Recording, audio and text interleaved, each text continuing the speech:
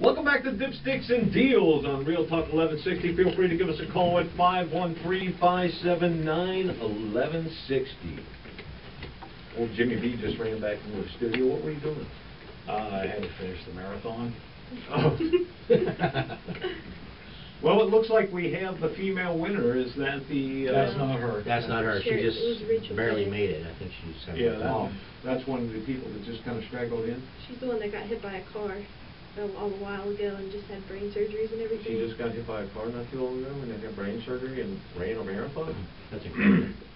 It is, and that's what I was talking about before. It's just phenomenal what these people do.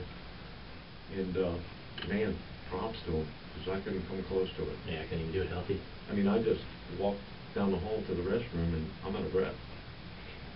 And they're doing 26.2 miles. Now, why is a marathon 26.2 miles? Does anybody know? We all know, John. Just tell them. Well, I don't know the full story, but I do know it was somewhere in Europe, years and years ago. This messenger was sent to go deliver a message, and I'm pretty sure he was supposed to tell people that the war was over, and the exact distance he ran was 26.2 miles, and after he ran, he announced the war was over, and then he dropped dead. Yeah, I think his name was Steve Marathon. Was that his name? That's Steve. He was Greek. Is that how they came up with Marathon? Because... I do think his name was Marathon. Really? Yes. I didn't know, joke. No, no joke. Which makes all the sense in the world that when somebody drops dead after running 26.2 miles, you decide to do it over and over again. Well, that's kind of the victory. If you can do it and live, that's what... Is that the whole goal to a marathon? I don't think he had the technology Under Armour shoes or Nike shoes or Adidas shoes, and I think he had some sandals and, yeah, pretty tough terrain. That's why he died. Yeah. Oh. Huh. Plus, he didn't have the medical technology today. He's probably a smoker and drinker, too.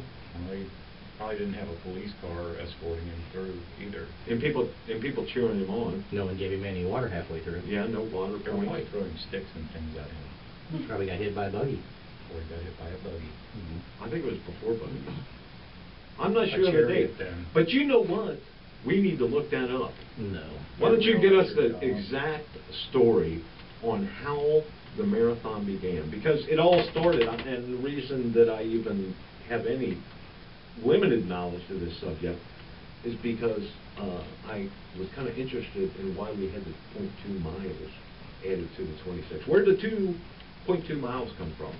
So I did some research a long time ago, just kind of Googled it to see what was up with that, and that was kind of the story that I remember. Hope you're right. You're I hope so. millions of people here. I hope so. But Third Wheel is going to get us that information to verify the story. It says that the run of the soldier, and I will not even try to pronounce this, from the battlefield It wasn't Marathon.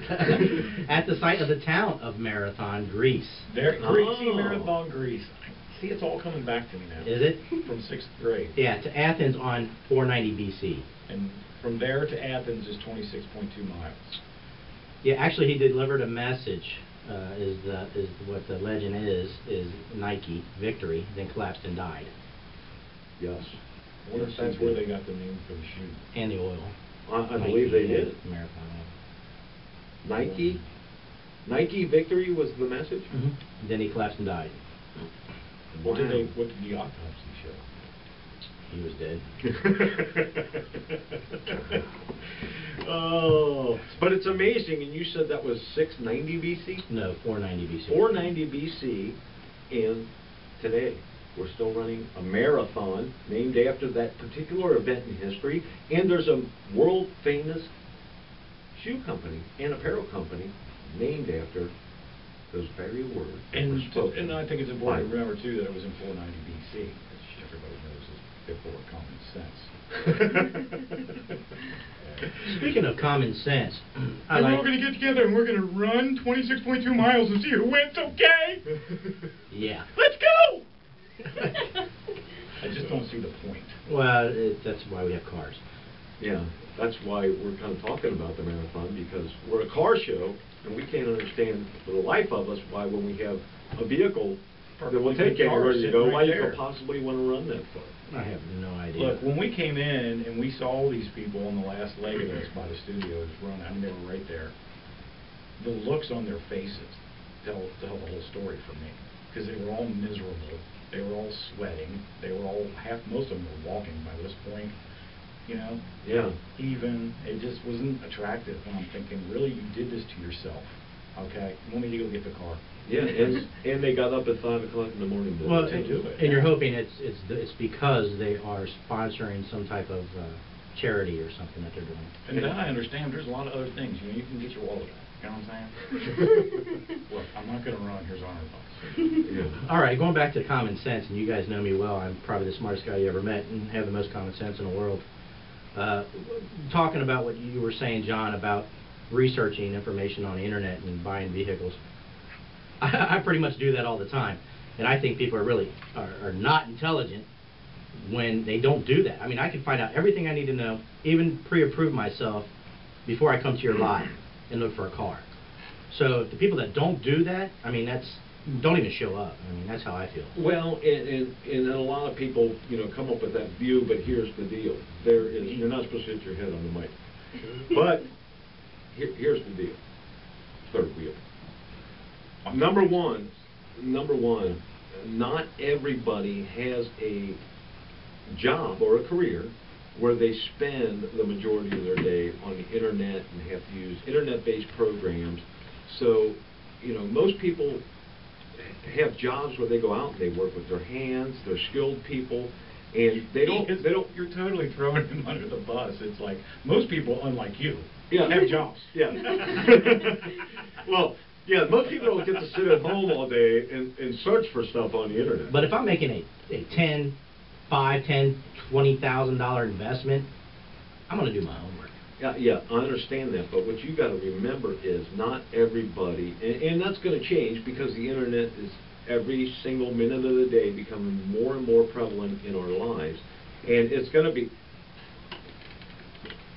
I'm not saying there's anything wrong with it, because unfortunately I have to do the same thing, but I just want to make it clear to our intelligent listeners that listen to Dipsticks and Deals. All of them are. Yes, they are. They wouldn't be listening to our show. Not everybody has the time or has a job that has forced them to become internet savvy, and therefore, you know, they're out working all day. They're working, you know, you got people that are doing electrical work and they're climbing up telephone poles or building houses. They don't have a computer that they're on, and when they go home, they don't get on the computer. That's age So discrimination. it's only normal that those people don't know how to use the internet effectively, and just because you do, according to you, It's 2012. it doesn't mean people that don't are dumb. My mom can use the internet. And what does your mom do for a living? Nothing. Okay, there you go. See, she's one of the people that stay home and figured it out because they're on the computer all the time. Now, most people can get on the internet and do email and do Facebook, but when it comes to searching for information, there's the drill down aspect that's important, a broad range search, and that's what I'm talking about with Autotrader.com. If you don't know how to drill down and get the information that you want, you're going to get the broad spectrum, which could mislead you. I got a question. What effect, good, bad, indifferent, does Craigslist have when people are doing this? Because anybody who gets on the internet, they don't just go to AutoTrader or Cars.com. A lot of these people are looking at Craigslist, and there's a lot of folks on there with vehicles with incorrect values, if you will.